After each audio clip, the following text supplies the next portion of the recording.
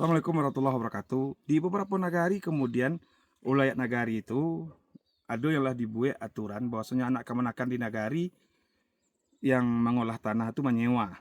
Tetapi kemudian ada yang bocah lihat di beberapa negari tanah ulayat nagari yang kemudian ini tidak hanya sawah baladang, ada yang lah membuat rumah, saperumahan, ada yang membuat bangunan yang lah permanen. Untuk iko kepada di nagari-nagari baik yang ada dalam di kota maupun di kabupaten, iko harus dijalehan data tanah oleh nagari, dibuat regulasi di tingkat lembaga adat, baa penggunaan tanah oleh nagari. Kalau indah, itu juga menimbulkan masalah di belakang hari. Ketika kemudian alayat oleh nagari kok lah dipakai bertahun-tahun, kemudian nanti apalagi kalau sudah ada yang meninggal, ada tuanya, ayahnya, kemudian kini anaknya dan cucunya yang anggap milik pribadi.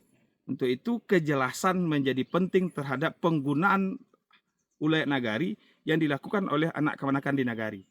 Dibuat regulasinya disewa walaupun 1.000 rupiah sehektar atau misalnya 100.000.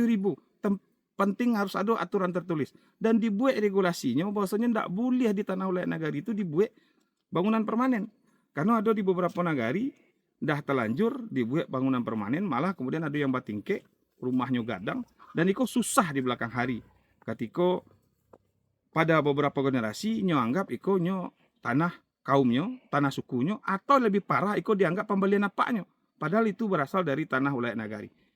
Karena masyarakat semakin berkembang, tanah tidak bertambah, maka terhadap tanah ulayat nagari kita harus jalihkan duduk tagaknya. Kalau dipakai oleh anak kemenakan, sifatnya sewa.